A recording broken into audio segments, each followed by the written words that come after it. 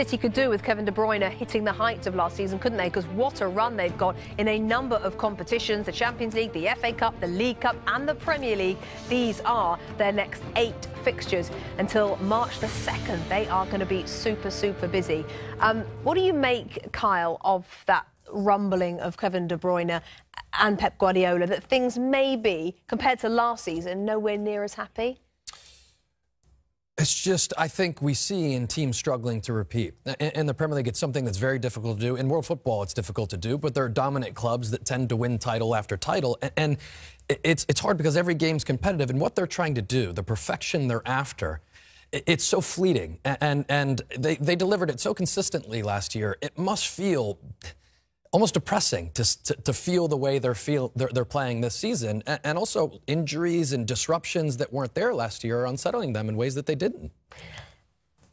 Do you think still that City are going to win this league? I know you did at the beginning of the season. Yeah. Do you still think they will? No, I think Liverpool will do it at the back. And is that because of Liverpool, Robbie, or is that because of this City team, as Kyle says, struggling to repeat and be who they were?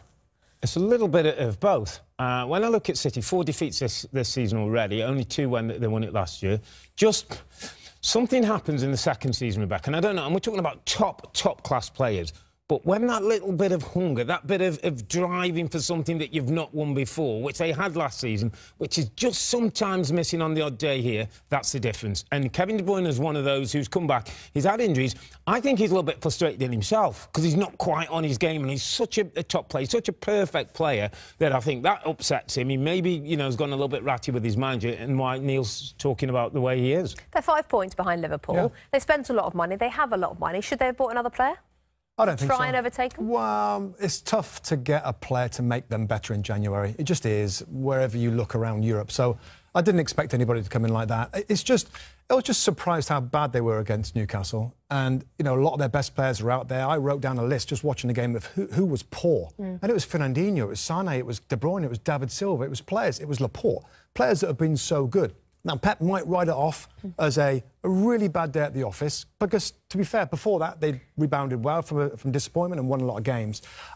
Back to Rob's point, I just wonder, Rebecca, if, you know, that desire to be spectacular in the Premier League last year isn't quite there, and they might focus on the Champions League, which is upcoming, to be their main focus. They don't quite look so driven. They certainly wouldn't driven against Newcastle for scoring a second goal. Well, this is what's really interesting about trying to repeat a title. We've seen Arsenal teams, Chelsea teams, Manchester United teams have the ability and the desire, that Robbie calls it, to go again the next season and retain the title. What would those players have, or those managers, that these players and this manager don't? It's a very good question. And what it might be, Rebecca, and I don't want to go to that, is they might not have the rewards that the players have got here. The newer player is... An average player in the Premier League earns £150,000 a week. Maybe that drive, that desire, that will.